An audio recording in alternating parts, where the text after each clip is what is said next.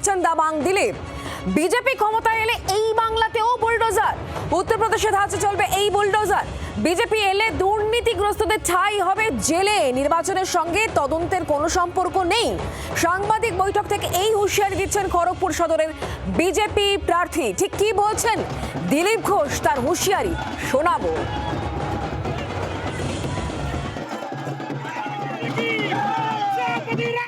আপনি দুর্নীতি করেছেন, বুলডোজার স্টাইল আসছে বাংলায়।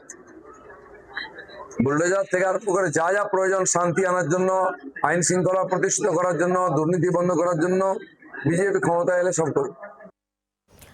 শুনলেন দিলীপ ঘোষের বক্তব্য। আমরা কথা বলবো গোপী এই মুহূর্তে আমার সঙ্গে রয়েছেন প্রতিনিধি টেলিফোন লাইনে। গোপী, আবারও দিলীপ ঘোষের বিস্ফোরক মন্তব্য। এবার তিনি কি বলছেন? এবার তিনি বলছেন যে বুলডোজার চলবে, শান্তি শৃঙ্খলা বজায় রাখার জন্য যা যা করা দরকার সেক্ষেত্রে বুলডোজার চলবে, এমনটাই তো তিনি বলছেন।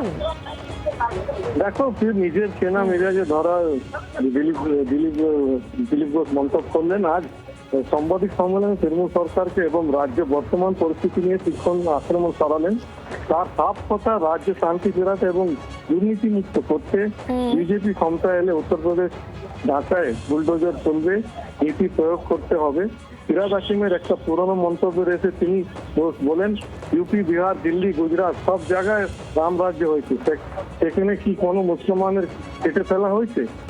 এমন এই কথাও তিনি পরিষ্কার জানিয়ে দিলেন। উত্তরপ্রদেশ স্টাইলে বিজেপি যখন জিতবে, উত্তরপ্রদেশ স্টাইলে এখানেও ট্রিটমেন্ট হবে।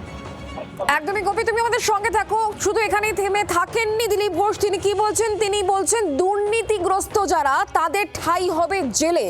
উত্তরপ্রদেশ স্টাইলে যেমন বুলডোজার চলবে, তেমনি যারা দুর্নীতি করেছেন তাদের জায়গা জেলে, বলছেন দিলীপ ঘোষ। শোনাবো।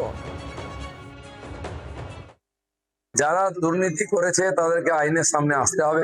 এনআইএ, সিবিআই আর সমস্ত এজেন্সি দুর্নীতি তদন্ত করছে, ঠিক সময় ডাক আসবে। তার সঙ্গে রাজনীতি না ইলেকশন কিছু নাই, দুর্নীতির বিচার হবেই। আর বিজেপি এলে বাকি সবকে জেলে ঢুকাবে।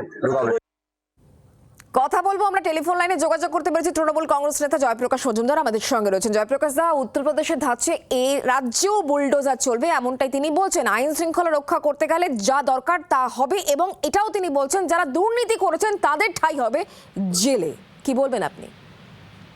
আরে, কে দুর্নীতি করেছে কে করেনি সে বিচার করার অধিকার দিয়েছে কি বিজেপিকে? দিলীপ ঘোষকে না আমাদের নরেন্দ্র মোদী কিংবা অমিত শাহকে? অদ্ভুত ব্যাপার। ভারতে আইন ব্যবস্থা নেই, বুলডোজার দিয়ে আমরা কাজ চালাবো? বুলডোজারই ক্ষমতার উৎস হবে?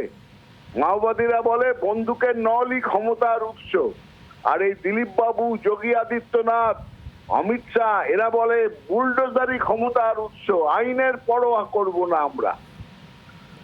আজকে আমি মনে করিয়ে দিই যে শরদ পাওয়ারের ভাইপো, তাকে 70,000 কোটি টাকার তার নাকি করাপশন ছিল, তারপর তাকে বুকে জড়িয়ে তাকে উপমুখ্যমন্ত্রী করেছিলেন 7 দিনের মধ্যে।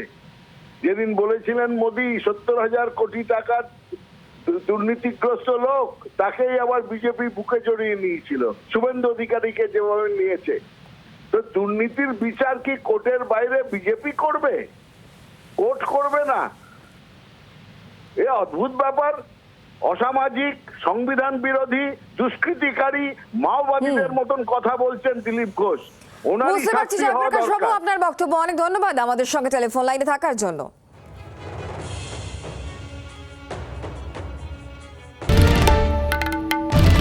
বাংলার আওয়াজ, বাঙালির আবেগ, জি 24 ঘন্টা।